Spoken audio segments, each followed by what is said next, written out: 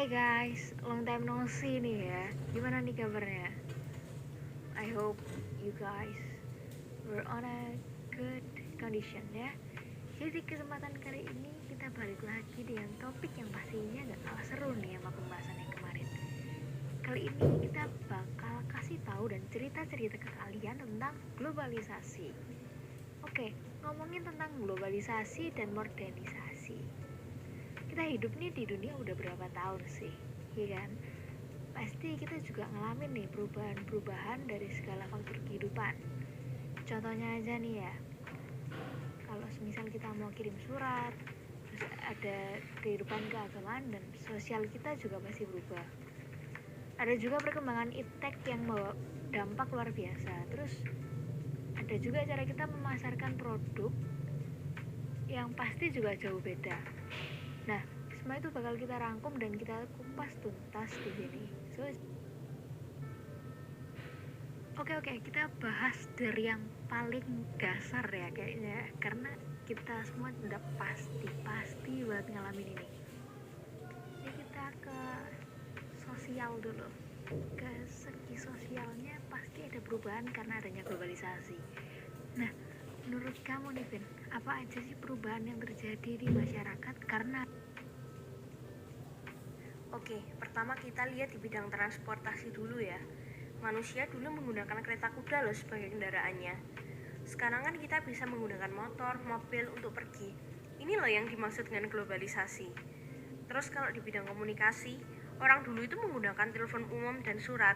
Jadi kalau orang dulu kalau berkomunikasi itu susah karena harus menunggu sampai dan menerima balasan.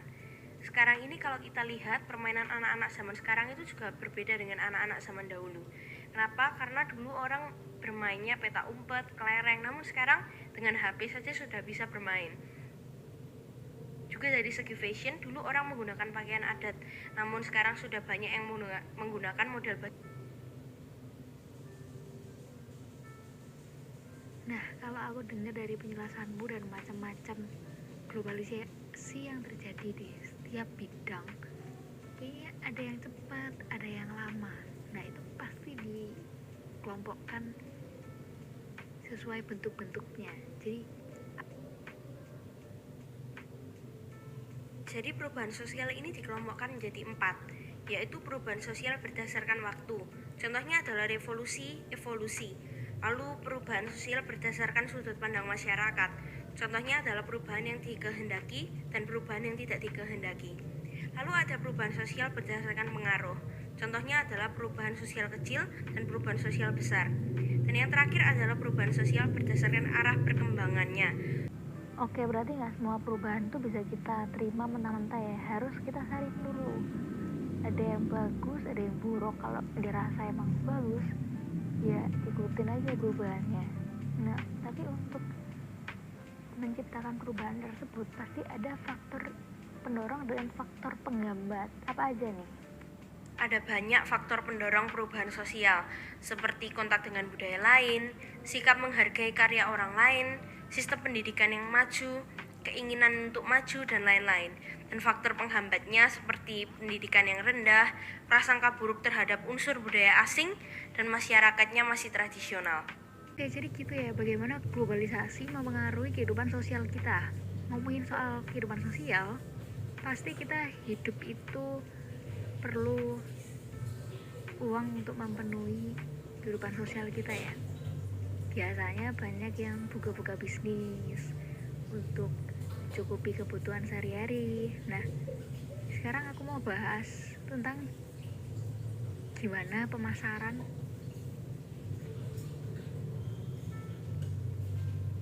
Seperti yang kita tahu, pemasaran di zaman sekarang yang sudah kena globalisasi ini, ditambah lagi dampak dari iptek yang sangat mempengaruhi proses pemasaran, itu sangat besar perubahannya.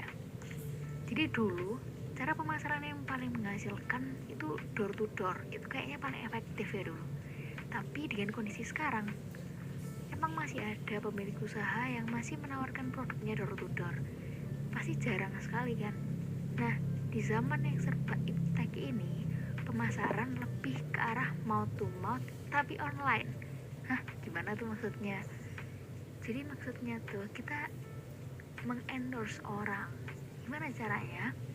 Kita bayar, misalnya kita bayar seorang influencer atau selebgram sesuai rate marketnya, dan influencer ini bakal ungkapin dengan jujur apa yang dirasain saat mereka mengkonsumsi produk kita ke followers mereka yang notabene dari seluruh Indonesia.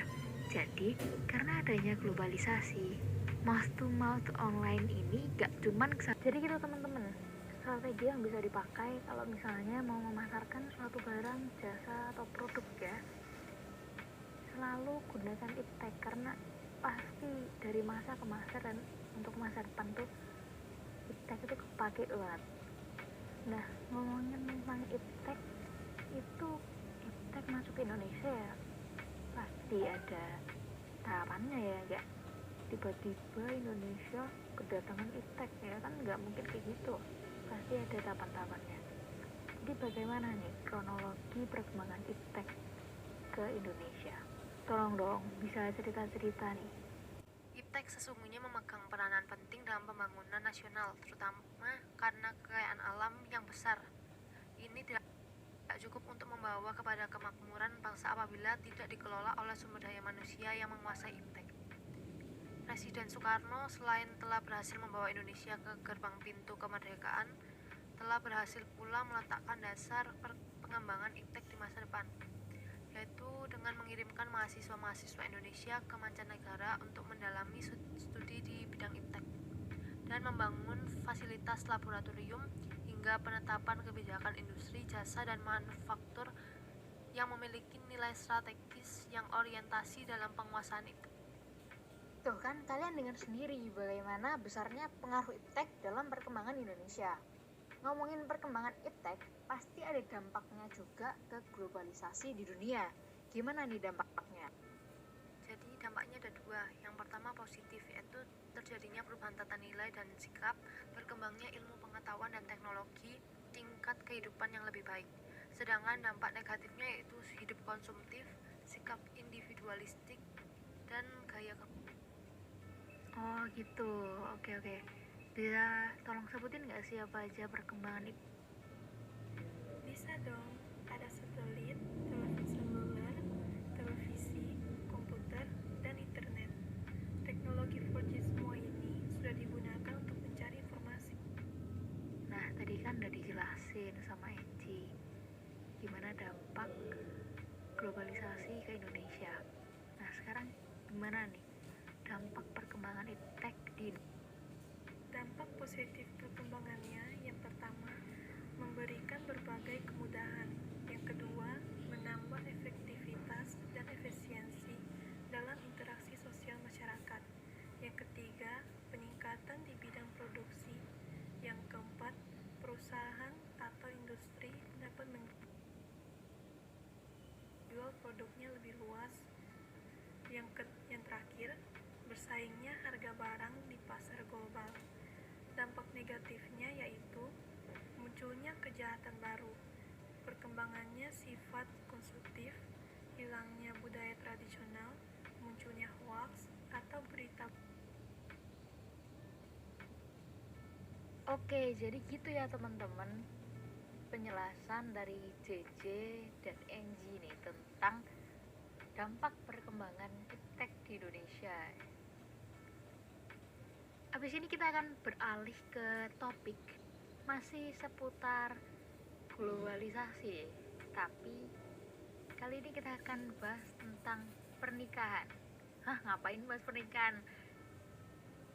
Hitung-hitung udah bahas globalisasi ya kan, jadi nggak ada salahnya dong bahas masa depan. Walaupun masih lama, cuman adalah gambaran tentang bagaimana pernikahan di era globalisasi. Jadi silakan nih Meta, cerita-cerita dong, jelasin apa sih perbedaan pernikahan dulu sebelum adanya globalisasi dan sekarang. Kalau dulu undangannya diantar, kalau setelah era globalisasi ini kini disebar melalui online. Dulu dijodohkan, setelah era berubah ini kini dibilangnya banyak yang kuno. Terus dulu itu dibilangnya midodareni, sekarang ini dibilangnya lajang, pesta lajang. Terus dulu itu pernikahan dilakukan di rumah dan di gedung. Setelah era berubah ini jadinya pantai tempatnya atau di kebun.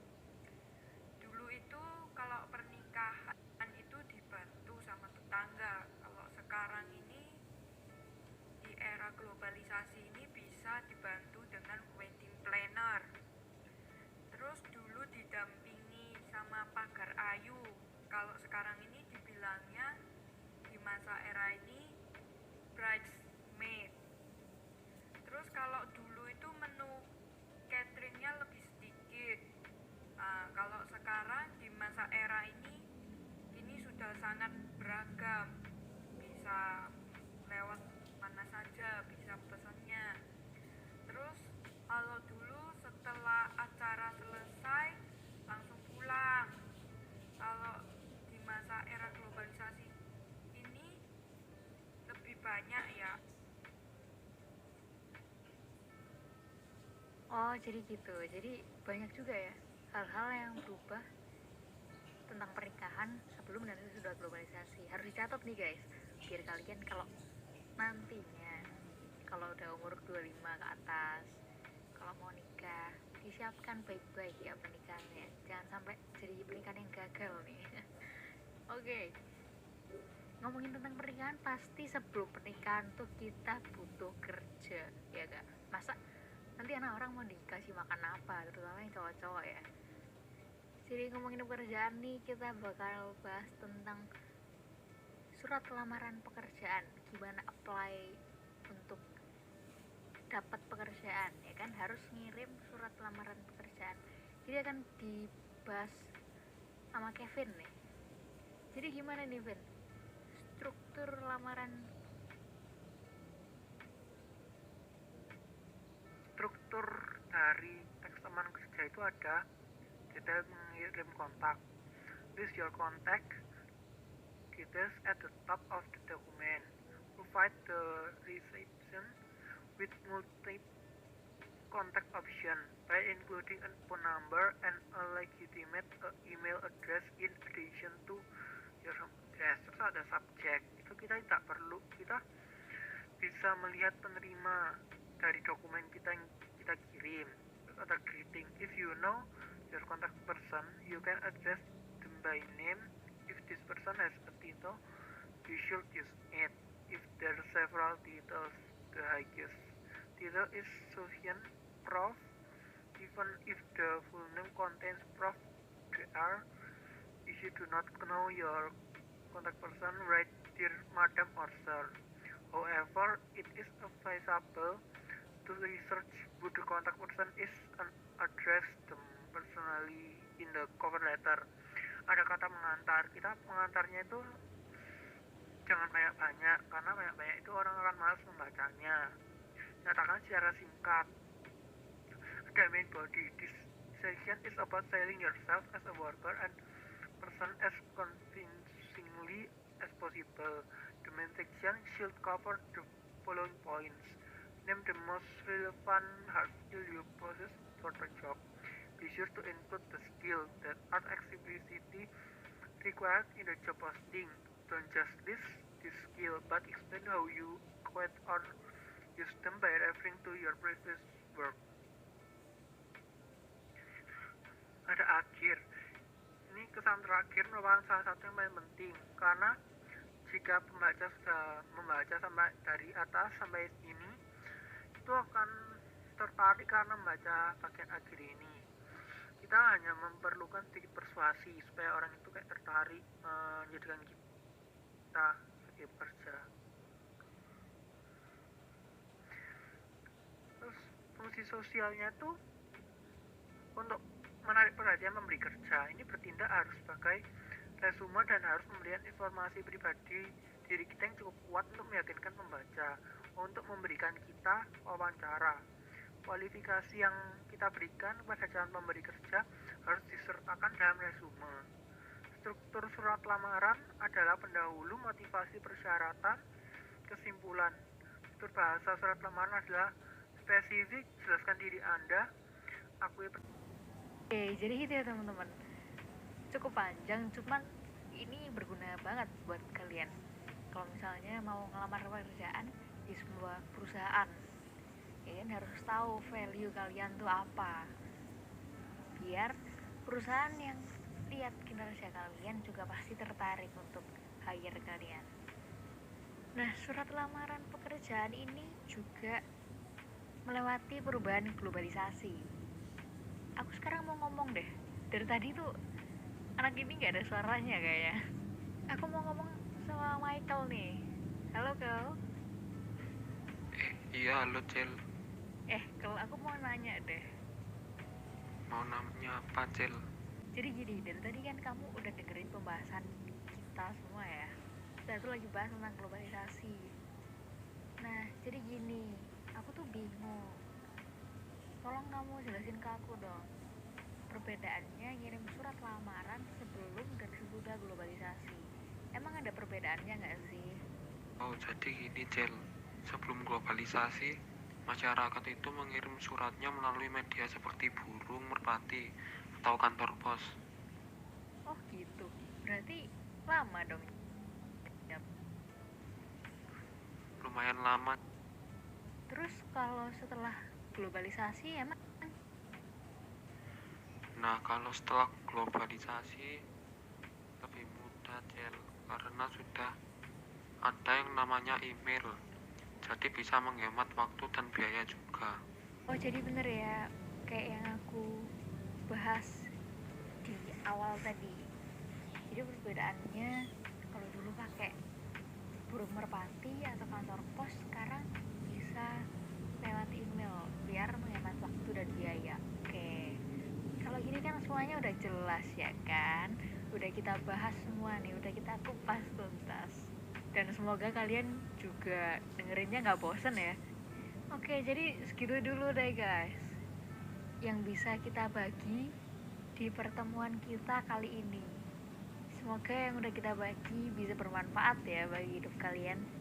Thank you so much guys for listening us. Udah berapa menit nih ya kan? Kayaknya kalian juga butuh istirahat, butuh makan ya biar nggak sakit. Jaga kesehatan terus. Jangan lupa kalau kalian seneng sama pembahasan kita kali ini, like dulu di bawah. Kalau ada sudut pandang kalian, kita juga mau banget dengerin ya. Silahkan komen aja di bawah nih. Oke, jadi segitu dulu ya guys. Thank you.